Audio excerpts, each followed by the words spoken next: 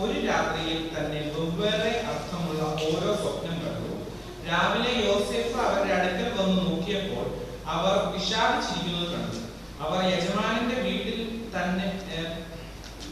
തന്നോട് കൂടെ തടവിൽ കിടന്നവരായ ഫറവോന്റെ ഉദ്യോഗസ്ഥരോട്, നിങ്ങൾ ഇന്ന് വിഷാദിച്ചിരിക്കുന്നത് എന്ത് എന്ന് ചോദിച്ചു. അവൻ അവരോട്, ഞങ്ങൾ ഓരോ സ്വപ്നം കണ്ടു, വ്യാഖ്യാനിച്ചു തരുവാൻ ആരുമില്ല എന്ന് പറഞ്ഞു. യോസേഫ് അവരോട്, സ്വപ്ന വ്യാഖ്യാനം ദൈവത്തിനുള്ളതല്ലയോ? അത് എന്നോട് പറയുമെന്ന് പറഞ്ഞു. So this is all about dreams. This chapter is all about dreams. ഈ അധ്യായം പൂർണ്ണമായും പറയുന്നത് സ്വപ്നങ്ങളെ കുറിച്ചാണ്. Once upon a time, a husband and a wife, they got up in the morning, and there was a dream that this wife was telling her husband. ഒരു ദിവസം ഒരു ഭാര്യയും ഭർത്താവും എഴുന്നേറ്റ ശേഷം ഭാര്യയ്ക്ക് ഒരു സ്വപ്നം ഉണ്ടായി ഭർത്താവിനോട് പറയുകയുണ്ടായി. So she was telling the husband that, Acha, you know, my birthday is coming, and I saw this dream that was wearing this beautiful red dress and beautiful outing and a bag and all of that. Especially it was the red dress. It was very beautiful. What do you think this dream means? എന്നിട്ട് ഭാര്യ ഭർത്താവിനോട് ചോദിക്കുകയാണ്, അച്ഛാ, ഞാൻ രാവിലെ എഴുന്നേറ്റപ്പോൾ എന്റെ birthday ആയപ്പോൾ അന്ന് ഞാനൊരു ചുമല ഉടുപ്പിട്ട് നിൽക്കുന്നതും നല്ലൊരു ഔട്ട്ഫിറ്റിൽ നിൽക്കുന്നതായിട്ട് ഞാൻ സ്വപ്നം കണ്ടു. ഞാൻ പുറത്തൊക്കെ നിൽക്കുന്നതായിട്ട് കണ്ടു. അതെന്തായിരിക്കും, ഈ സ്വപ്നത്തെ കുറിച്ച് എന്താണ് അർത്ഥമാക്കുന്നത് എന്ന് ഭർത്താവിനോട് ചോദിക്കുന്നു എന്ന് വിചാരിക്കുക. So the husband replied, don't wait, just wait your birthday, you will know. അപ്പോൾ ഭർത്താവ് പറയുകയാണ്, ഒന്നും പേടിക്കണ്ട, നിന്റെ ബർത്ത്ഡേ വരട്ടെ, അന്നേരം വരെ നമുക്ക് കാത്തിരിക്കാം എന്ന് പറഞ്ഞു. And you know what the husband gave his wife? എന്നാൽ എന്താണ് തന്റെ ഭർത്താവ് ഭാര്യയ്ക്ക് കൊടുത്തത് എന്ന് നിങ്ങൾക്ക് അറിയാമോ? She gave a book which says how to interpret dreams. എന്നാൽ അവൾക്ക് കൊടുത്ത സമ്മാനം എന്ന് പറഞ്ഞാൽ എങ്ങനെയാണ് സ്വപ്നത്തെ വ്യാഖ്യാനിക്കുന്നത് എന്നുള്ള ഒരു ബുക്ക് കൊടുക്കാൻ ഇടയായി. So what she was expecting was something different, and what he understood was completely different. That is generally how we interpret dreams in our own lives. എന്നാൽ സ്ത്രീ ആഗ്രഹിച്ചത് ഒന്നാണ്, എന്നാൽ ഹസ്ബൻഡ് മനസ്സിലാക്കി കൊടുത്തത് വേറൊന്നാണ്. ഇങ്ങനെ തന്നെയാണ് നമ്മുടെ ജീവിതത്തിലും നമ്മൾ സ്വപ്നങ്ങളെയൊക്കെ വ്യാഖ്യാനിക്കുന്നത്.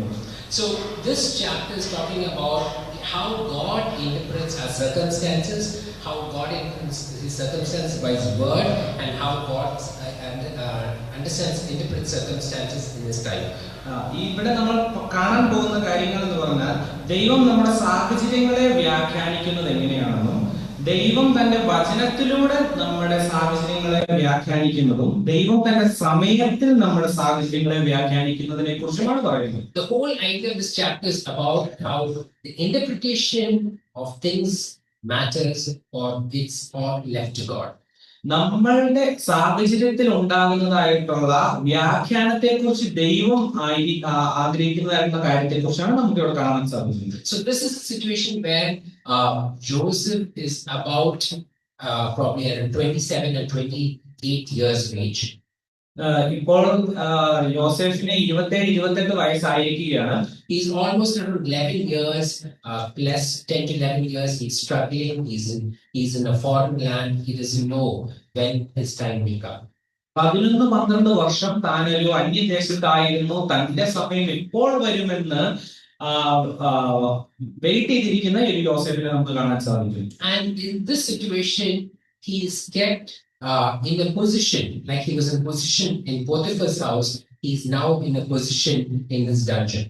എന്നാൽ അന്നേരമായിരുന്ന അവസ്ഥ എന്ന് പറഞ്ഞാൽ പോത്തിഫറിന്റെ ഭവനത്തിലായിരുന്നു. എന്നാൽ ഇപ്പോഴോ താൻ കാരാഗൃഹത്തിൽ തടവറയിലായിരിക്കുന്നതായിട്ടാണ് നമുക്ക് കാണാൻ സാധിക്കുന്നത്. We read from verse 1 to 4 that he comes in contact with two officials who are officials in the court of the Pharaoh. 1 മുതൽ 4 വരെയുള്ള വാക്യങ്ങളിൽ നമ്മൾ കാണുന്നത് യോസേഫ് 2 വ്യക്തികളെ കണ്ടുമുട്ടുകയാണ്. ഫറവോന്റെ വലിയ ഉദ്യോഗസ്ഥതയിൽ നിൽക്കുന്ന 2 വ്യക്തികളെ. And it says in verse 2, it says that they did something that made Pharaoh angry, and it says specifically that they, in the original version, it says they actually sinned. എന്നാൽ ഇവിടെ അവരുടെ ഉദ്യോഗസ്ഥനായ ഫറവോൻ അവരോട് കോപിച്ചു എന്ന് നമുക്ക് കാണാൻ സാധിക്കുന്നുണ്ട്. എന്നാൽ ഒറിജിനൽ വേർഷനിൽ നോക്കുമ്പോൾ അവനോട് പാപം ചെയ്തു എന്നാണ് നമുക്ക് കാണാൻ So we do സാധിക്കുന്നത്. not know what they did, but we know that they both did something so bad that they had to go in the dungeon. എന്നാൽ തടവറയിൽ പോകാൻ മാത്രമായിട്ടുള്ള എന്തോ ഒരു കാര്യം ചെയ്തു എന്ന് മാത്രമേ നമ്മളോട് പറയുന്നുള്ളൂ. അതെന്താണ് എന്ന് വെളിപ്പെടുത്തുന്നില്ല. Look at the contrast with Joseph. Joseph did not sin. He did not have any offense, but he also was in the dungeon along with his two officials. എന്നാൽ യോസേഫുമായിട്ട് വ്യത്യസ്തമായി നമ്മൾ നോക്കുന്നത്, യോസേഫ് അവിടെ ഒരു തെറ്റും ചെയ്യാതെയാണ് ആ തടവറയിലായിരിക്കുന്നത്. അപ്പോൾ തന്നെ തെറ്റ് ചെയ്തിട്ട് രണ്ട് ഉദ്യോഗസ്ഥരും കൂടെ അവിടെ കടന്നു വന്നിരിക്കുന്നതായിട്ട് നമ്മൾ കാണാൻ സാധിക്കും. So the setting is wherein there are two people who have sinned and they are coming in contact with a person who was actually righteous. ഈ രണ്ട് പാപം ചെയ്ത വ്യക്തികൾ നീതിമാനായിരിക്കുന്ന ഒരു വ്യക്തിയെ കണ്ടുമുട്ടുന്നതായിട്ടുള്ള ഒരു സാഹചര്യത്തെയാണ് നമുക്കിവിടെ കാണുന്നത്. But the reason why we know the whole situation is it was a divine positioning. God was placing them for a reason.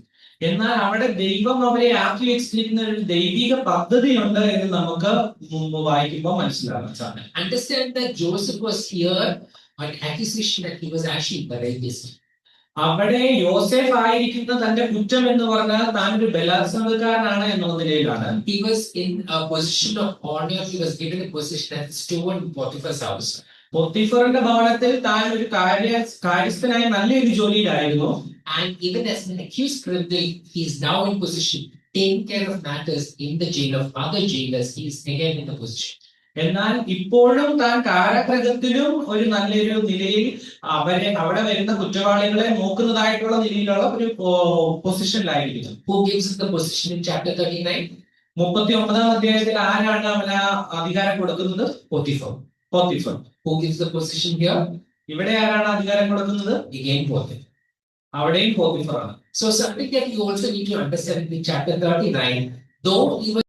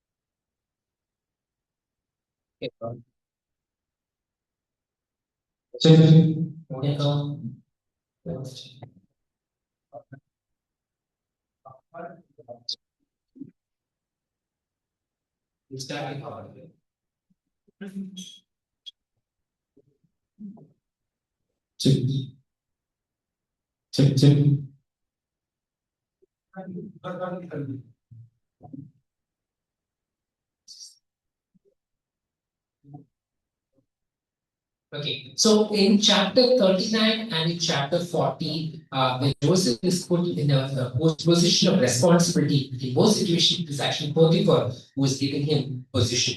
39-40 അധ്യായത്തിൽ യോസേഫിന് ഒരു അധികാരം രണ്ടിടത്തും പോത്തിഫർ തന്നെയാണ് ആ അധികാരം കൊടുക്കുന്നത്. He found Joseph as a person who had committed a crime in front of anyone else. He knew in his heart Joseph was the person who was righteous. That is why he gives him a responsibility in the prison as well. ആളുകളുടെ മുമ്പിൽ ഒരു തെറ്റ് ചെയ്തു എന്നുള്ള നിലയിൽ തെറ്റിദ്ധരിക്കപ്പെട്ട വ്യക്തിയാണെങ്കിൽ പോലും അവിടെ യോസേഫിനെ പോത്തിഫർ ഒരു വലിയ നിയമം കൊടുക്കുന്നതായിട്ട് നമുക്ക് കാണാൻ സാധിക്കുന്നുണ്ട്. So this is actually a divine positioning. What Joseph comes here. So this is actually a divine positioning that God sets in regard to Joseph. ദൈവം കൊടുത്ത ഒരു ദൈവിക പദ്ധതി എന്നുള്ള നിലയിൽ തന്നെ നമുക്ക് ഈ അവസ്ഥയെ കാണാൻ സാധിക്കുന്നുണ്ട്. The second thing is this is also from verses 1 to 4. This is like one way. It is actually a test as well. ഇതിനെ ഒരു പരീക്ഷ എന്നുള്ള നിലയിലും നമുക്ക് കാണാൻ സാധിക്കുന്നുണ്ട്. Because this is someone who is in the dungeon for something that he is not committed, and he does not know what will happen. എന്ത് സംഭവിക്കുമെന്ന് അറിയത്തില്ലാതെ തടവറയിലായിരിക്കുന്ന ഒരു വ്യക്തിയാണ് യോസേഫ്. And he does not know ultimately what is going to happen. എന്ത് ഇനി സംഭവിക്കുമെന്നും യോസേഫിന് അറിയത്തില്ല. In this situation, he finds two people who are sitting there, two officials sitting there, and they have a dream, two dreams on the same night, and they are dismayed or they are sad. ഇവിടെ രണ്ട് വ്യക്തികളെ യോസേഫ് ആ സാഹചര്യത്തിൽ കാണുകയാണ്. രണ്ടുപേരും ഒരേ രാത്രിയിൽ തന്നെ ഓരോ വ്യത്യസ്തമായിട്ടുള്ള സ്വപ്നം കാണുകയും ചെയ്തു. അവർ അതിൽ വിഷമിച്ചിരിക്കുന്നതായിട്ടും യോസേഫ് കാണുന്നു. You might think, suppose you have a bad dream. One day you have a bad dream. Why would you be sad in the morning? നമുക്ക് ഒരു മോശമായിട്ടുള്ളൊരു സ്വപ്നം വന്നു എന്ന് വിചാരിക്കുക. എന്നിട്ട് നമ്മൾ രാവിലെയും പിന്നെയും വിഷമിച്ചിരിക്കേണ്ട കാര്യമുണ്ടോ? And understand that Joseph is seeing all the prisoners, he's in charge of them, all of them in the prison, they are not in a good place. It's obvious for them to be sad. ഇവിടെ യോസേഫ് എല്ലാ ദിവസവും പല കുറ്റവാളികളെ കാണുന്നതാണ്. അപ്പോൾ തന്നെ ഇവരെ കാണുമ്പോൾ അവരെ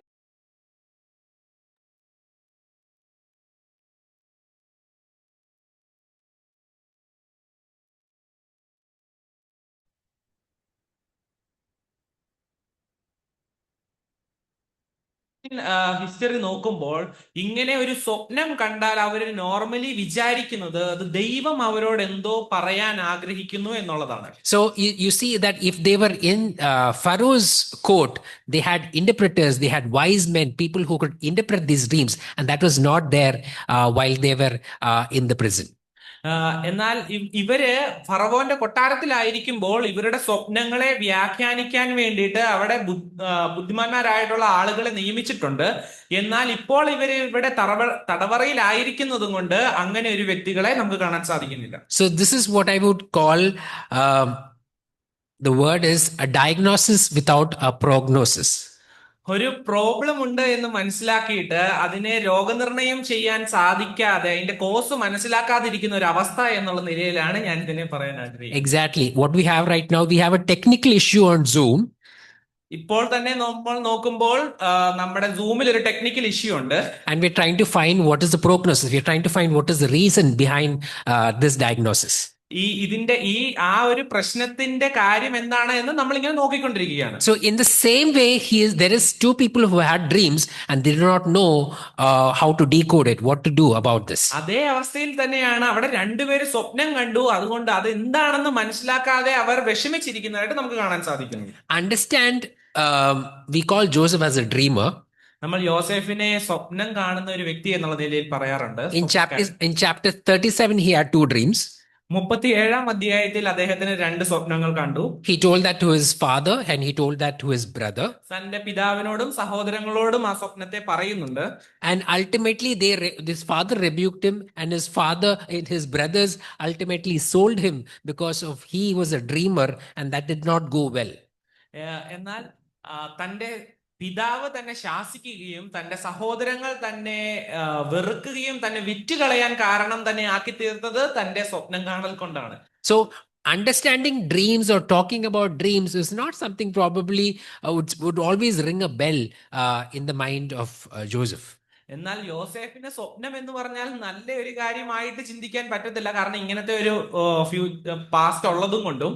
He had ups in between, but generally if you see, it's a down road because he was in a house and today he's in a jail. എന്നാൽ ഇവിടെ തന്റെ ജീവിതത്തിൽ പൊങ്ങിയും താഴ്ന്നുമാണ് പോകുന്നതെങ്കിലും അൾട്ടിമേറ്റ്ലി നോക്കുമ്പോൾ താഴ്ചയാണ് യോസേഫിന്റെ ജീവിതത്തിൽ വരുന്നത്, കാരണം ഇപ്പോൾ കാരാഗ്രഹത്തിലാണ് കിടക്കുന്നത്. So this is actually in one way a test of faith, because the question is probably the reader is, did Joseph actually lose his hope?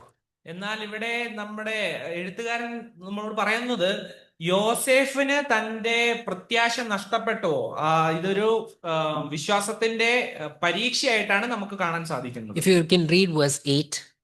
8-ാം വാക്യം വായിക്കുകയാണെങ്കിൽ, അവൻ അവരോട്, ഞങ്ങൾ ഓരോ സ്വപ്നം കണ്ടു, വ്യാഖ്യാനിച്ചു തരുവാൻ ആരുമില്ല എന്ന് പറഞ്ഞു. യോസേഫ് അവരോട്, സ്വപ്ന വ്യാഖ്യാനം ദൈവത്തിനുള്ളതല്ലയോ, അത് എന്നോട് പറവിനെന്ന് പറഞ്ഞു. So here his response is not of fear because of faith, and he says, you tell me your dream, because interpretation is not to me but it's left to God.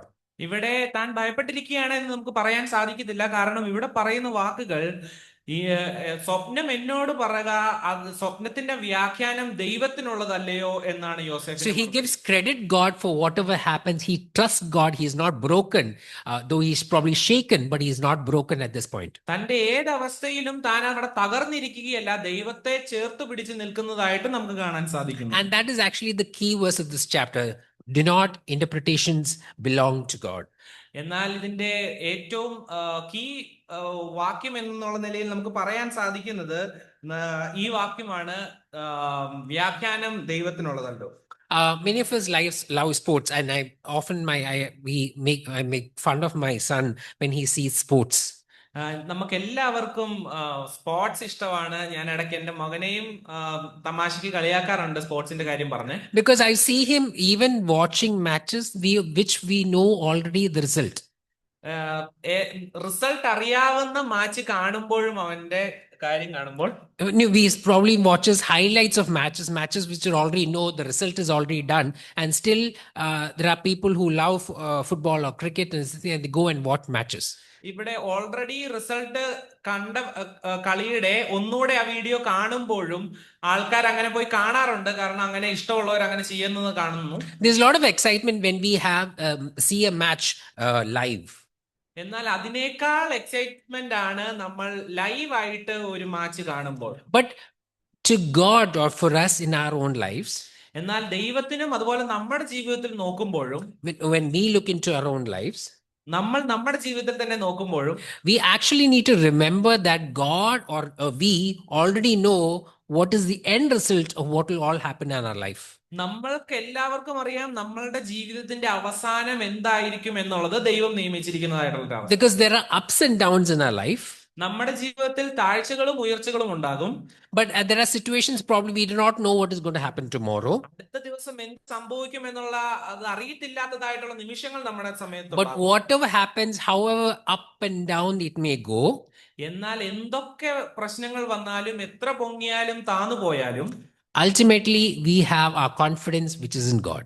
നമുക്കൊരു ആത്മവിശ്വാസമുണ്ട് നമ്മുടെ കർത്താവായ ദൈവത്തിൽ. And that is what the faith of Joseph was, because whatever happened all these years, all these 11 years, his faith was still on God because his interpretations of his life belonged to God. എന്നാൽ അത് തന്നെയാണ് നമുക്ക് യോസേഫിൽ കാണാൻ സാധിക്കുന്നത്. തന്റെ ജീവിതത്തിൽ എന്തൊക്കെ പ്രയാസം വന്നിട്ടുണ്ടെങ്കിലും അതിലൊക്കെയും ദൈവത്തെ പിടിച്ചു നിന്നും കൊണ്ട് അവിടെ വ്യാഖ്യാനിക്കുന്നതും ദൈവത്താൽ ആ കാര്യങ്ങളൊക്കെ ചെയ്യുന്നതും നമുക്ക് കാണാൻ സാധിക്കുന്നു. Because if you try to depend on anything else than God, that is something you're rooting your hope in, which could always falter. നമ്മൾ ദൈവത്തിലല്ലാതെ എന്തിലെങ്കിലും നമ്മളുടെ ആ ഒരു റൂട്ട് വെച്ചാൽ അത് നശിച്ചു പോകുന്നതായിട്ടും നമുക്ക് നിലനിർത്താൻ പറ്റുന്നതല്ലാത്തതാണെന്ന് നമുക്ക് മനസ്സിലാക്കാൻ സാധിക്കും. You can read verses 9 to 19. 9 തൊട്ട് 9 to 19. 9 തൊട്ട് 19 വരെയുള്ള വാക്യങ്ങൾ വായിക്കാമോ?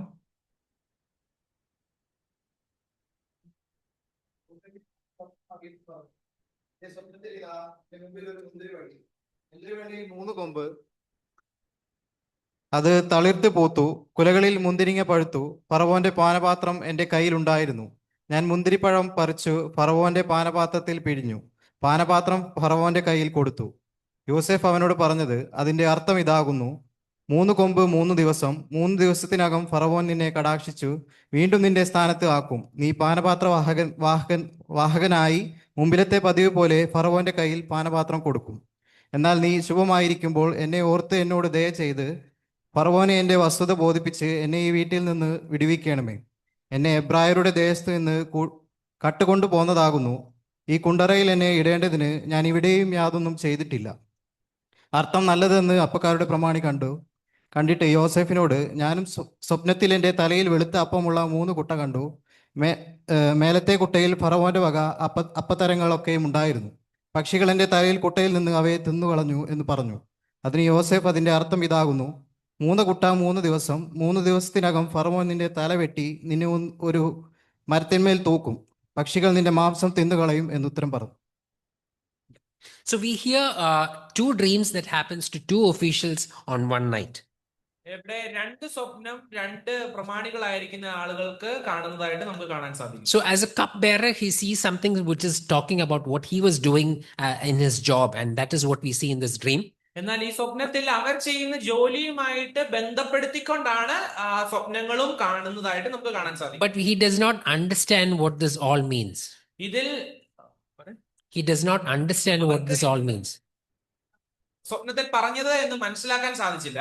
And then he understands from Joseph that this means, and he says that in 3 days that you will be restored back. You will be doing what you already have been doing. You'll be restored back into the palace. എന്നാൽ പാനപാത്രവാഹകന്റെ സ്വപ്നത്തെ കുറിച്ച് യോസേഫ് വ്യാഖ്യാനിക്കുന്നത് നമ്മൾ കാണുന്നത് താൻ ആയിരുന്ന പദവിയിലോട്ട് താൻ ഉടനെ 3 ദിവസത്തിനുള്ളിൽ എത്തും എന്നുള്ള നിലയിലാണ് വ്യാഖ്യാനിച്ചത്. And hearing this, we have the baker who is on the background hearing that the interpretation is good. So why don't I share my story as well? എന്നാൽ അപ്പക്കാരൻ ഇവിടെ മറ്റേ പാനപാത്രവാഹകന്റെ വ്യാഖ്യാനം നല്ലതായതുകൊണ്ട്, നല്ല ന്യൂസ് ആയതുകൊണ്ട് തന്റെ എന്തുകൊണ്ട് പറഞ്ഞുകൂടാ എന്നുള്ള നിലയിൽ പറയുന്നതായിട്ട് നമുക്ക് കാണാൻ സാധിക്കും. And he shares his story as well. അവന്റെ കഥയും അവൻ പറയുന്നു. But his story ends not to be a good dream or good interpretation, but a bad one. എന്നാൽ അദ്ദേഹത്തിന്റെ വ്യാഖ്യാനം വന്നപ്പോൾ അത് അത്ര നല്ലതല്ലായിരുന്നു, അത് കുറച്ച് മോശമായിട്ടുള്ളതായിരുന്നു. So ultimately what happens is there is good in one person, but there's a bad news in regard to the next. എന്നാൽ ആകത്തുകയായി ഒരു വ്യക്തിക്ക് നല്ലതും മറ്റൊരു വ്യക്തിക്ക് മോശവുമായിട്ടുള്ള 2 വ്യാഖ്യാനം കാണാൻ സാധിക്കുന്നു. When it comes to interpretation, the second main heading is God interprets circumstances by his word. എന്നാൽ രണ്ടാമതായിട്ട് നമുക്ക് കാണാൻ സാധിക്കുന്നത് ദൈവം തന്റെ വചനത്തിലൂടെ നമ്മുടെ സാഹചര്യങ്ങളെ വ്യാഖ്യാനിക്കുന്നു. How do I understand this is the word that is meant here? ഇവിടെ ദൈവത്തിന്റെ വചനം എന്നുള്ള നിലയിൽ നമുക്ക് എങ്ങനെ പറയാൻ സാധിക്കും? If you can turn your Bibles to Psalms chapter 105 verses 16 to 19. സങ്കീർത്തനം 105ന്റെ 16 മുതൽ 20 വരെയുള്ള വാക്യങ്ങൾ വായിക്കാൻ ആഗ്രഹിക്കുന്നു. അവൻ ദേശത്ത് ഒരു ക്ഷാമം വരുത്തി, അപ്പം എന്ന കോല് അശേഷം ഒടിച്ചു കളഞ്ഞു. അവർക്ക് മുമ്പായി അവൻ ഒരാളെ അയച്ചു, യോസേഫിനെ അവർ ദാസനായി വിറ്റുവല്ലോ. യഹോവയുടെ വചനം നിവൃത്തിയാകുകയും അവന്റെ അരുളപ്പാടിനായി അവന് ശോധന വരികയും ചെയ്യുവോളം അവൻ തന്റെ കാലുകളെ വിലങ്ങുകൊണ്ടും ബന്ധിക്കുകയും അവൻ ഇരുമ്പു ചെങ്ങലകളിൽ കുടുങ്ങുകയും ചെയ്തു. Verse 19, 20. 20. രാജാവ് ആളയച്ച് അവരെ വിടുവിച്ചു, ജാതികളുടെ അധിപതിയെ അവനെ സ്വതന്ത്രനാക്കി. So this chapter actually talks about the journey of the Israelites and how they come to Egypt and how God ultimately helps them to go through all of this. ഈ 105-ാം സങ്കീർത്തനം എന്ന് പറഞ്ഞാൽ ഇസ്രായേൽ മക്കള് എങ്ങനെ വന്നു എന്നുള്ളതിനെ കുറിച്ചും അതിന്റെ അവസ്ഥയെക്കുറിച്ചാണ് നമുക്ക് കാണാൻ സാധിക്കുന്നത്. So it says here specifically that until the time that his word came to pass. എന്നാൽ ഇവിടെ പറയുന്നത് 17-ാം വാക്യം, യഹോവയുടെ വചനം, ഇതില് 18. Okay. മലയാളത്തിൽ യഹോവയുടെ വചനം നിവൃത്തിയാകുകയും അവന്റെ അരുളപ്പാട് അവന് ശോധന വരുവോളം ചെയ്യുകയും ചെയ്യുന്നു. So it says that the word came to, in English it says the word came to pass and the word of the Lord tested him. അവന്റെ അരുളപ്പാട് അവന് ശോധന വരുത്തുകയും ചെയ്തു എന്ന് നമുക്ക് കാണാൻ സാധിക്കും. So ശോധന വരുത്തി. Joseph was someone who knew what will happen in his life, but God already revealed in chapter 37. Joseph was someone who already knew through his dreams what God has already revealed to him in chapter 37. യോസേഫിന് തന്റെ ജീവിതത്തിൽ ദൈവം എന്ത് ചെയ്യും എന്നുള്ളത് already 37-ാം അധ്യായത്തിൽ അവൻ സ്വപ്നത്തിൽ കണ്ടതാണ്. And God is revealing through Joseph to the cupbearer and the baker that the cupbearer is going to have a word of life. എന്നാൽ യോസേഫിലൂടെ തന്നെ കർത്താവായ ദൈവം 2 സ്വപ്നങ്ങളെ വ്യാഖ്യാനിക്കുന്നതായിട്ട് കണ്ടു. കബ്ബേറിന് നല്ലൊരു ജീവൻ ലഭിക്കുന്നതായിട്ട്, And a judgment in regard to the baker. എന്നാൽ അപ്പക്കാരന് ഒരു ന്യായവിധിയും കാണുന്നു. So for Joseph to tell a good news to one person and a bad news to another person is not something which comes easily. എന്നാൽ ഒരു വ്യക്തിയോട് നല്ല വാർത്തയും മറ്റൊരു വ്യക്തിയോട് മോശമായിട്ടുള്ള ഒരു ബാഡ് ന്യൂസും പറയുക എന്നുള്ളത് യോസേഫിന് വലിയ ബുദ്ധിമുട്ട് ഉള്ള കാര്യമാണ്. But Joseph says that this interpretation does not belong to me. This is coming from God. So I need to tell what is faithfully given to me. എന്നാൽ യോസേഫ് അവിടെ പറയുന്നത് വ്യാഖ്യാനം യഹോവയ്ക്കുള്ളതാണ്, അതുകൊണ്ട് യഹോവ എന്ത് പറയുന്നു അതുപോലെ തന്നെ ഞാൻ നിങ്ങളോട് അറിയിക്കുന്നു എന്നുള്ള നിലയിലാണ്. So I am here just as a messenger passing on the message what has been given to me. ഞാനൊരു ദൂത് അയക്കുന്ന ഒരു ദൂതനെ പോലെ മാത്രമാണ് എന്ന് ഇവിടെ പറയാൻ സാധിക്കും. So it is not on him to interpret on his way, but God is telling me what it is. യോസേഫിന് മനസ്സിലാവുന്ന നിലയിൽ വ്യാഖ്യാനിക്കുകയല്ല, ദൈവം തന്നോട് കൽപ്പിച്ച കാര്യങ്ങൾ പറയുന്നു. And he adds another thing to the cupbearer. He says that when it is well with you, that you will show kindness to me. എന്നാൽ പാനപാത്രവാഹനോട് ഒരു കാര്യം കൂടെ പറയുന്നുണ്ട്, നിനക്ക് കഴിയുമെങ്കിൽ എന്നോട് കരുണ കാണിക്കണം എന്ന് പറയും. In chapter 39, you will see that God had showed kindness to Joseph. 39-ാം അധ്യായത്തിൽ യോസേഫിനോട് ദൈവം കരുണ കാണിക്കുന്നത് നമുക്ക് കാണാൻ But we സാധിക്കും. find the cupbearer does not show kindness to Joseph. എന്നാൽ യോസേഫിനോട് പാനപാത്രവാഹകൻ കരുണ കാണിക്കുന്നതായിട്ട് നമുക്ക് കാണാൻ സാധിക്കുന്നില്ല. Yeah. So he said, remember me when you get out, but this is something so critical, so simple that he could do.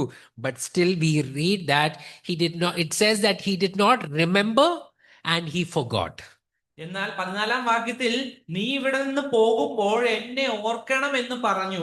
എന്നാൽ അവിടെ നമുക്ക് അവസാനം കാണാൻ സാധിക്കുന്നത് അവൻ ഓർത്തുമില്ല, മറന്നും കളഞ്ഞു എന്നുള്ള നിലയിൽ. So the writers, Moses is actually showing that this is a double way of forgetting something.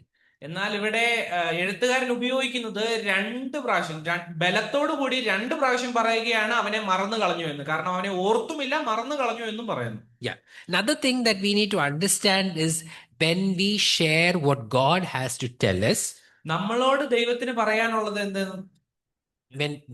When you have something which God is telling you from the word of God about something, ദൈവവചനത്തിൽ നിന്ന് നമ്മളോട് ദൈവം എന്തെങ്കിലും പറയുകയാണെങ്കിൽ we should not add anything to that.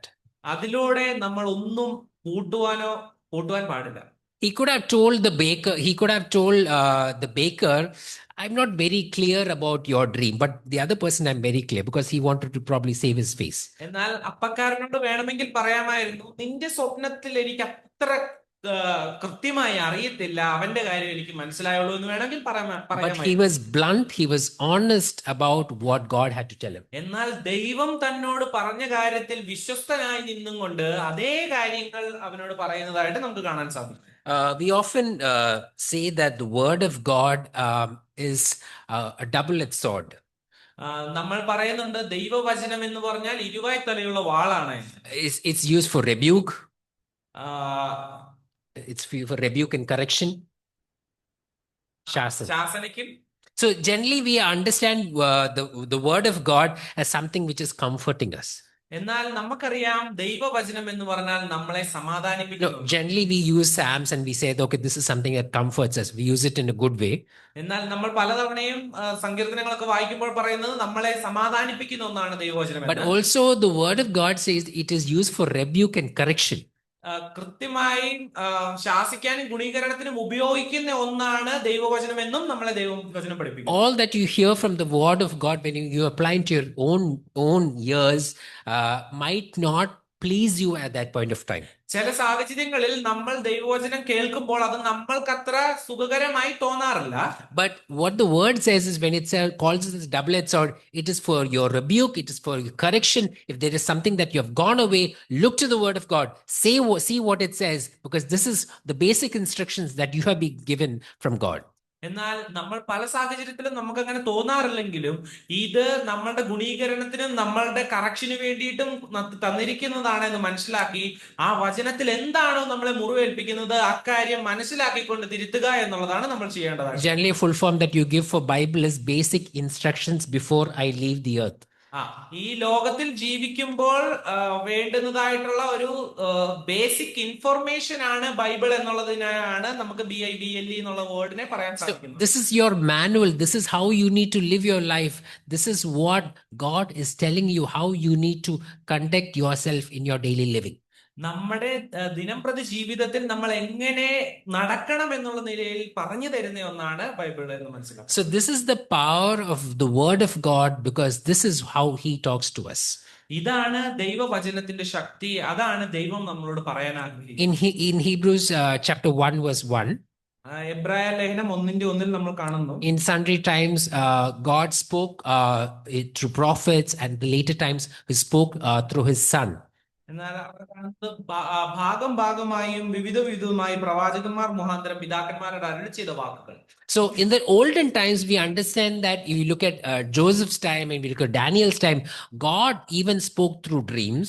എന്നാൽ യോസേഫിന്റെയും ദാവീദിന്റെയും ഒക്കെ സമയത്ത് നമ്മൾ ദൈവം സ്വപ്നങ്ങളിലൂടെ സംസാരിക്കുന്നത് നമുക്ക് കാണാൻ സാധിക്കും. But in present times, we understand that God has spoken through the word of God, which is given, which talks about Jesus Christ and how we need to live, what we need to do is all given in the word of God. And that is what needs to speak to our own lives. എന്നാൽ ഇന്നത്തെ കാലത്ത് കർത്താവായ യേശുക്രിസ്തു ജീവിച്ചതിനെ കുറിച്ചും ജീവിച്ച വഴിയെക്കുറിച്ച് ബൈബിളിൽ രേഖപ്പെടുത്തിയത് വെച്ച് നമുക്ക് ഈ ബൈബിൾ വെച്ചുകൊണ്ട് നമുക്ക് എങ്ങനെ ഒരു ജീവിതം ജീവിക്കണമെന്നും കർത്താവ് നമ്മളോട് എങ്ങനെ സംസാരിക്കുമെന്നും മനസ്സിലാക്കാൻ സാധിക്കുന്നു.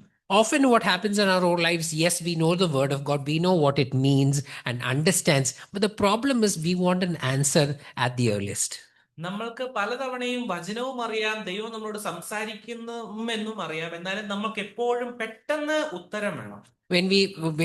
When a youth is looking for a life partner, Ruth തന്റെ ജീവിത പങ്കാളിയെ നോക്കി പോയി. when a youth is looking for a life partner, നമ്മൾ യൗവനക്കാരായിരിക്കുന്നവർ ജീവിത പങ്കാളിയെ നോക്കുമ്പോൾ there is generally a timeline is okay, we have to get married by this age. ഈ ഒരു സാഹചര്യത്തിൽ ഈ ഒരു സമയ കാലഘട്ടത്തിൽ തന്നെ കല്യാണം കഴിക്കണം എന്നൊക്കെ പറയാറുണ്ട്. Then when the timing is wrong, then you find it's not happening. There's some problem. എന്നാൽ ആ സാഹചര്യം നമ്മൾ മനസ്സിൽ വെച്ചിരിക്കുന്ന ആ സമയം കഴിയുമ്പോൾ നമ്മൾ വിചാരിക്കും, അയ്യോ ഇതിൽ എന്തോ പ്രശ്നമുണ്ട്. So then the problem is, we know that marriage for us and God has meant a man and woman to be together.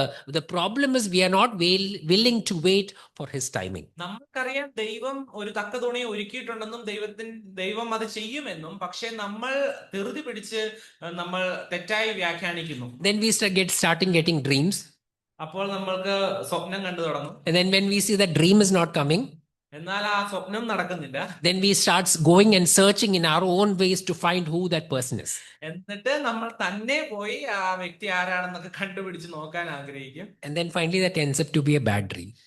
എന്നിട്ട് അത് അവസാനം പറഞ്ഞതുപോലെ ഒരു മോശമായിട്ടുള്ള ഒരു സ്വപ്നമായി തീരും. So the problem is we need to wait for God's timing in our own lives, because God has a timing, not only it's given in the word of God, but it's also a timing God has given us.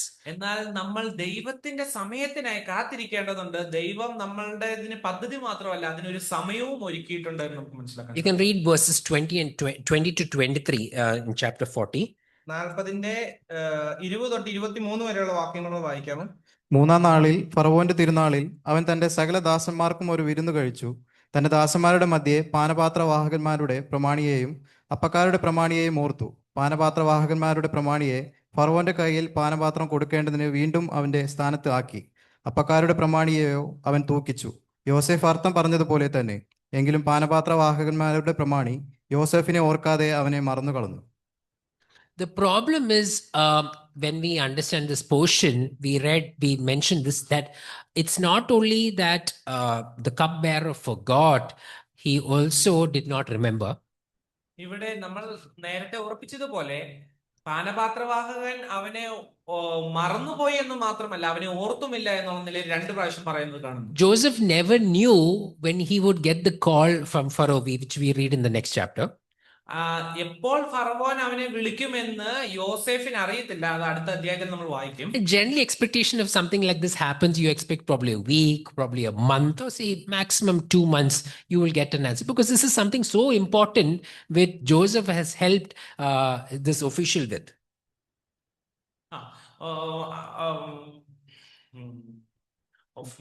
This is something, the cupbearer.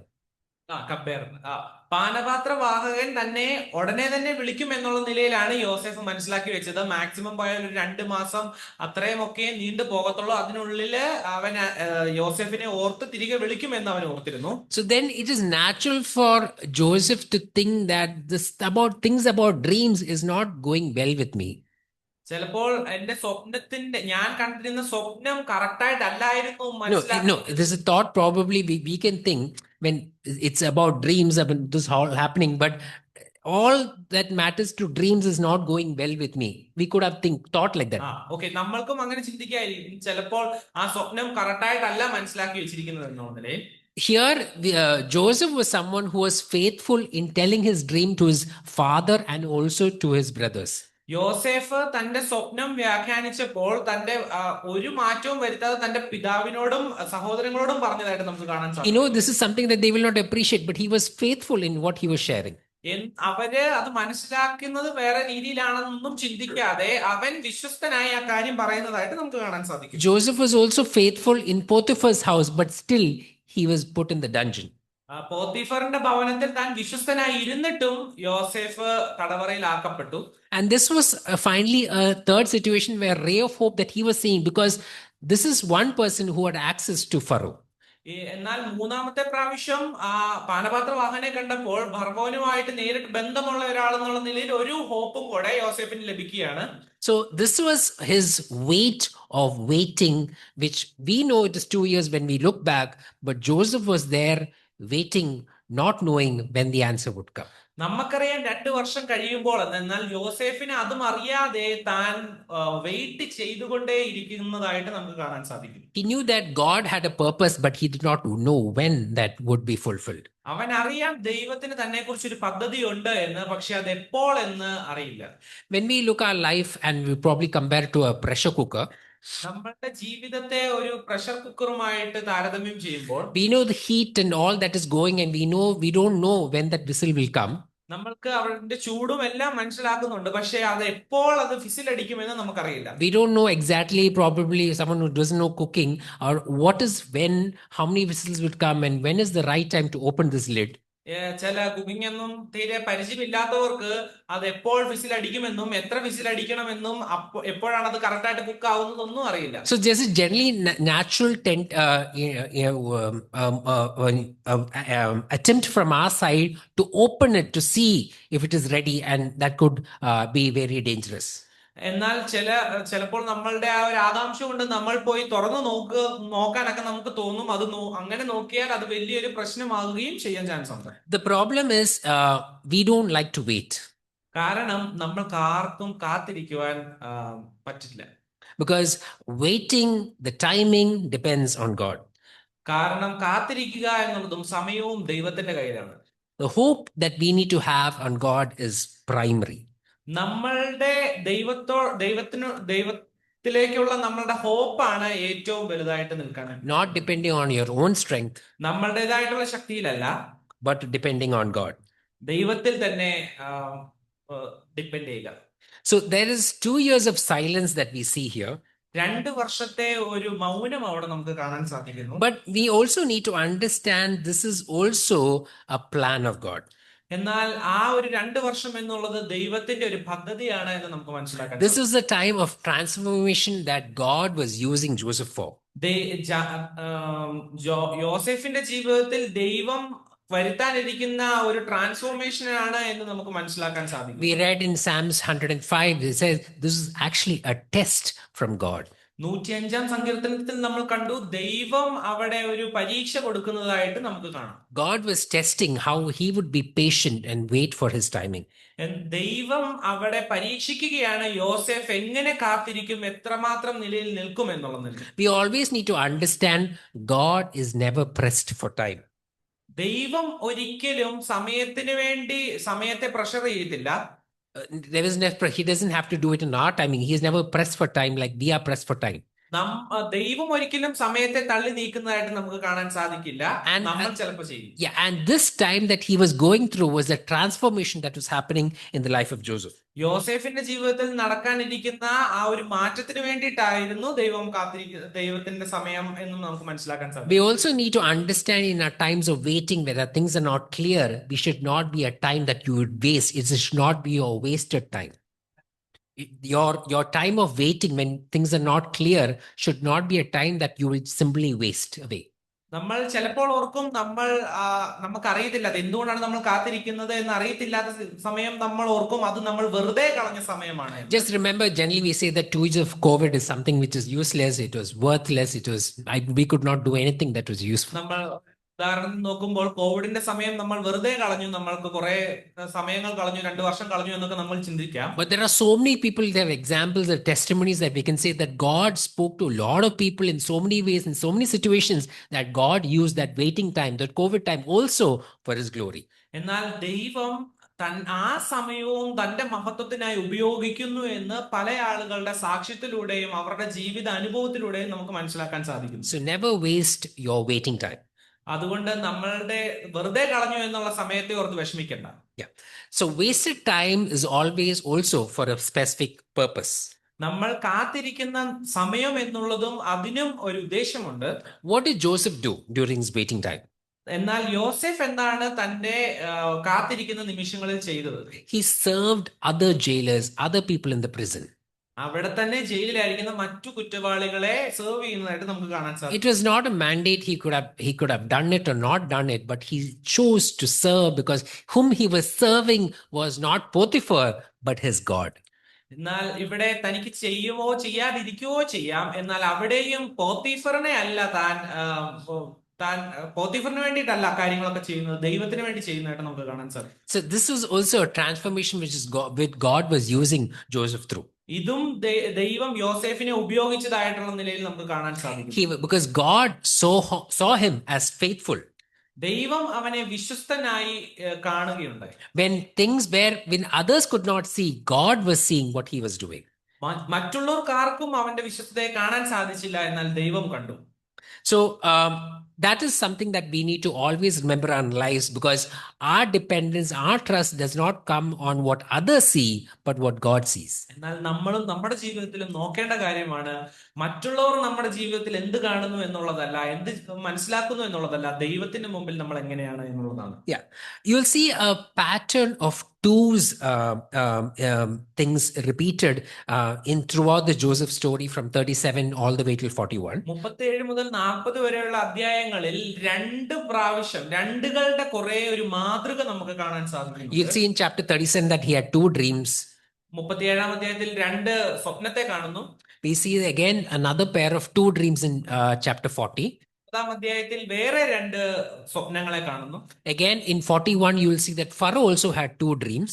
അവിടെ ഫറവോനും രണ്ട് സ്വപ്നങ്ങളെ കാണുന്നതായിട്ട് നമുക്ക് 41-ാം അധ്യായത്തിൽ മനസ്സിലാക്കാൻ സാധിക്കും. You'll see that in 37 and in 39 that his garment is taken away. 37-ലും 39-ലും തന്റെ വസ്ത്രം എടുത്തോണ്ട് പോകുന്നതായിട്ട് കാണുന്നുണ്ട്. We see in 40 that there are two officials coming. രണ്ട് ഉദ്യോഗസ്ഥർ കടന്നു വരുന്നതായിട്ട് നമുക്ക് 40-ാം അധ്യായത്തിൽ കാണാം. And we see in chapter 40 there are two dreams in one night. എന്നാൽ 40-ാം അധ്യായത്തിലും ഒരു ദിവസം തന്നെ രണ്ട് സ്വപ്നം കണ്ടതായിട്ട് കാണാൻ And we സാധിക്കും. see there are two outcomes of two dreams that happens. രണ്ട് സ്വപ്നത്തിലും രണ്ട് വ്യത്യസ്തമായിട്ടുള്ള ഉത്തരങ്ങൾ നമുക്ക് കാണാൻ സാധിക്കുന്നു. When we come to 41, you will see that both these dreams is mentioned twice in 41. 41-ാം അധ്യായത്തിൽ രണ്ട് പ്രാവശ്യം ഈ സ്വപ്നത്തെ കുറിച്ച് പറയുന്നതായിട്ട് നമുക്ക് കാണാം. And there are 2 years that he is waiting for the revelation of what is going to happen. എന്താണ് തന്റെ ജീവിതത്തിൽ നടക്കാൻ പോകുന്നത് എന്നുള്ളത് 2 വർഷം കാത്തിരുന്നതായിട്ടും നമുക്ക് കാണാൻ സാധിക്കും. It is in one way what Moses is actually saying, that this is a double confirmation of what is going to happen. എന്താണ് സംഭവിക്കാൻ പോകുന്നത് എന്നുള്ളതിന് ഡബിൾ ഉറപ്പ് കൊടുക്കുന്നതായിട്ട് എഴുതുന്നതായിട്ടാണ് മോശ നമ്മളെ കാണിക്കുന്നത്. We always look into the word of God, and we need to hold on to the promises which God has given us. ദൈവം നമുക്ക് നൽകിയിരിക്കുന്ന ഉറപ്പുകളെ അതിനെ രണ്ട് പ്രാവശ്യം ഉറപ്പാക്കിക്കൊണ്ട് നമുക്ക് പിടിച്ചു നിർത്താം എന്നുള്ള നിലയിലാണ് നമുക്ക് ഇവിടെ മനസ്സിലാക്കാൻ സാധിക്കും. We always often sing the song "Standing on the Promises of Christ my King." അങ്ങനെ ഒരു പാട്ട് നമുക്കറിയാം, ദൈവത്തിന്റെ പാറയിൽ ഉറച്ചു നിൽക്കുക എന്നുള്ളത്, ദൈവത്തിന്റെ ഉറപ്പുകളിൽ നിൽക്കുക എന്നുള്ള നിലയിൽ. Yeah, so to hold tight, hold firm to what God has told us. ദൈവം നമ്മളോട് പറഞ്ഞിട്ടുള്ള കാര്യങ്ങളിൽ ഉറച്ചു നിൽക്കുക എന്നുള്ള നിലയിലാണ് നമുക്ക് പറയുന്നത്. Understand that God, when he delays certain thing, that does not mean it is a denial. ദൈവം എന്തെങ്കിലും കാര്യം നമ്മൾക്ക് വൈകിപ്പിച്ചാൽ അതൊരിക്കലും ദൈവം നീക്കിക്കളഞ്ഞതായിട്ട് നമുക്ക് പറയാൻ സാധിക്കില്ല. അങ്ങനെയല്ല. Yeah. So understand, hold on to what God has to tell us, and he will reveal it in his due time. നമ്മൾ ദൈവത്തിൽ തന്നെ ഉറച്ചു നിൽക്കുക, അതിൽ തന്നെ കാത്തിരിക്കുക. ദൈവം സമയത്ത് അത് കാണിച്ചു തരും. God has determined what is for us, and he will reveal it in his due time. ദൈവം താൻ നമ്മൾക്ക് ഉറപ്പിച്ച് നൽകിയിരിക്കുന്ന കാര്യങ്ങൾ തക്ക സമയത്ത് അത് നമുക്ക് നൽകി തരും. Just 4 quick applications. ചില ആപ്ലിക്കേഷൻസിലോട്ട് പോവാം. One is, don't interpret your circumstances by what you see. നമ്മൾ കാണുന്നത് എന്ത് എന്ന് വെച്ചുകൊണ്ട് നമ്മളുടെ സാഹചര്യത്തെ വ്യാഖ്യാനിക്കരുത്. We often depends and do things based on the circumstances and based on probably what others do. നമ്മൾ ബാക്കിയുള്ള ആളുകൾ എന്ത് ചെയ്യുന്നു എന്ന് നോക്കിയും ബാക്കിയുള്ളവർ എന്ത് പറയുന്നു എന്ന് നോക്കിയും നമ്മൾ ചിലപ്പോൾ നമ്മളുടെ അവസ്ഥയെ വ്യാഖ്യാനിക്കാറുണ്ട്. We often do certain decisions based on our logic, based on a lot of things which you see externally. നമ്മൾ പുറമേ കാണുന്നതായിട്ടുള്ള ലോജിക്ക് പരമായും പല തീരുമാനങ്ങളും നമ്മൾ എടുക്കുന്നതായിട്ട് നമുക്ക് കാണാൻ സാധിക്കും. But as a Christian, as a believer, your interpretations, what your decisions need to be based on God's word. എന്നാൽ വിശ്വാസികളായിരിക്കുന്ന നമ്മൾ ഓരോരുത്തരും നമ്മുടെ ഓരോ തീരുമാനങ്ങൾ എടുക്കുമ്പോഴും അത് ദൈവത്തിന്റെ വ്യാഖ്യാനം അനുസരിച്ച്, ദൈവം പറഞ്ഞതനുസരിച്ച് ചെയ്യേണ്ടത് ആവശ്യമുണ്ട്. We will always, second thing is, we will always often face the weight of waiting in our own lives. നമ്മളുടെ ജീവിതത്തിലും പല സാഹചര്യത്തിൽ നമ്മൾ കാത്തിരിക്കേണ്ടതായിട്ടുള്ള നിമിഷം വരും. But always remember, these delays are not denials from God. എന്നാൽ ആ കാത്തിരിപ്പിൻ്റെതായിട്ടുള്ള ദൈർഘ്യം ഒരിക്കലും ദൈവം ഡിനേ ചെയ്തതല്ല. When you see that things are silent, you often think that God is not there. നമ്മൾ പല സാഹചര്യത്തിലും ഒരു മൗനം കാണുമ്പോൾ ദൈവം അവിടെ ഇല്ല എന്ന് നമുക്ക് തോന്നി. But always understand, God is orchestrating every detail to do it in his sweet time. എന്നാൽ ദൈവത്തിന്റെ ഏറ്റവും മധുരമുള്ള സമയത്ത് ആ കാര്യങ്ങളൊക്കെ നിറവേറ്റുവാൻ വേണ്ടിയിട്ട് ദൈവം ആക്കി വെച്ചിരിക്കുകയാണ്. Third is, as we wait, we need to be patient and not just be passive. നമ്മൾ ക്ഷമയോടെ കാത്തിരിക്കുകയാണ്, അതിനെ സഹിക്കേണ്ടതായിട്ടുള്ള ആവശ്യമുണ്ട്. When if you look at the fourth point being service, when Joseph was in the prison, he could have just been any prisoner. He could have just relaxed, saying that he would wait on the Lord, and just did nothing during those 2 years. എന്നാൽ യോസേഫ് താൻ കാരാഗ്രഹത്തിലായിരുന്നപ്പോൾ തനിക്ക് സാധാരണ ആളുകളെ പോലെ വെറുതെ അവിടെ ഇരിക്കുകയും ഒരു പ്രവൃത്തിയും ചെയ്യാത്തതായിട്ട് അവിടെ തുടരാൻ സാധിക്കുമായിരുന്നു. But he depended on God because he knew God was with him. God was working behind the scenes. എന്നാൽ യോസേഫിനറിയാം അതിന്റെ പശ്ചാത്തലത്തിലും ദൈവം പ്രവർത്തിക്കുന്നുണ്ട് എന്നുള്ളത്. അപ്പൊ ദൈവത്തിന് എന്ന പോലെ പുള്ളി ചെയ്തു, സർവീസ് ചെയ്തതായിട്ട് നമുക്ക് കാണാൻ So സാധിക്കും. be patient and not passive. നമ്മൾ ക്ഷമയുള്ളവരായിരിക്കാം, ഒരിക്കലും നിഷ്ക്രിയരാകരുത്. And serve in whatever situations God has called you to. നമ്മളെ എന്ത് കാര്യത്തിനാണ് ദൈവം വിളിച്ചതെങ്കിലും അത് ചെയ്യുവാൻ ചെയ്യുക.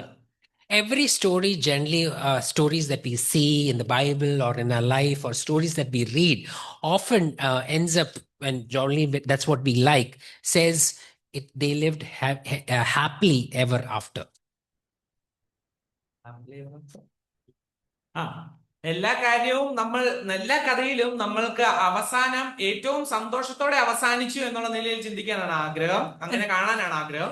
Even when we see a story or anything that we see, a story that we read or hear, all that we expectation is it all went well.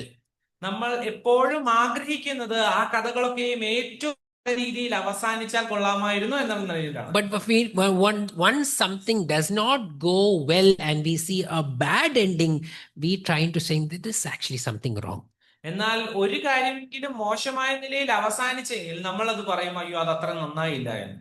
And then we trying to what is the reason behind this? എന്നാൽ ഒരിക്കലും നമ്മൾ And then we trying to find what is the reason behind. അതിന്റെ കാരണം എന്നുള്ള നിലയിൽ ചിന്തിക്കും. But all of that is when we think that the end game is on earth. അത് കാരണം നമ്മൾ ഈ ലോകത്തിൽ നോക്കുമ്പോൾ അതിന്റെ അവസാനം ലോകത്തിൽ തന്നെയാണ്. But the problem is when we put our end here, you might have a good ending or probably not a very good ending according to the world standard. ലോകത്തിന്റെ സ്റ്റാൻഡേർഡ് അനുസരിച്ച് നമ്മൾ ലോകത്തിൽ നമ്മുടെ അവസാനം അർപ്പിച്ചാൽ ചിലപ്പോൾ അത് നല്ലതാകാം, അല്ലെങ്കിൽ ചിലപ്പോൾ മോശമാകാം. But as a believer, understand, as your hope is in Christ, your ending is always happily ever after, not in this life but in the life to come. എന്നാൽ ദൈവത്തിൽ നമ്മൾ വിശ്വാസം അർപ്പിച്ചാൽ നമുക്ക് മനസ്സിലാക്കാം നമ്മുടെ ജീവിതം എപ്പോഴും സന്തോഷകരമായി തീരും എന്ന് നമുക്ക് പൂർണ്ണമായും ഉറപ്പിക്കാം. So however heavy your weight is, എത്രമാത്രം ഭാരമുള്ളതായിക്കോട്ടെ നമ്മളുടെ പ്രശ്നങ്ങൾ, whether you suffer in this life, നമ്മളുടെ ജീവിതത്തിൽ നമ്മൾ കടന്നു പോകുന്ന പ്രശ്നങ്ങൾ, however you suffer in this life, എന്തൊക്കെ പ്രശ്നത്തിലൂടെ നമ്മൾ ഈ ജീവിതത്തിൽ കടന്നു പോയാലും understand as a hope is on heaven above, നമ്മളുടെ പ്രത്യാശ എന്നുള്ളത് സ്വർഗത്തിലാണ് എന്ന് മനസ്സിലാക്കണം, and not on this earthly life. ഈ ലോകത്തിൽ നശിച്ചു പോകുന്നതായിട്ടുള്ള ഒന്നിലല്ല. May God help us to hold on to this, to hold on His timing, to hold on to His word, and interpret our circumstances through what God has to tell to us. നമ്മൾക്ക് ദൈവം നമ്മളോട് പറയാനായിരിക്കുന്ന ഇത് മനസ്സിലാക്കിക്കൊണ്ട് ദൈവത്തിന്റെ വ്യാഖ്യാനത്തിൽ മാത്രം ഉറച്ചു നിന്നുകൊണ്ട് ഈ ലോകത്തിൽ ജീവിക്കാൻ നമ്മൾ ഓരോരുത്തരെയും ദൈവം സഹായിക്കട്ടെ. May His name be glorified. ദൈവത്തിന് നാം മഹത്വപ്രദമാകട്ടെ.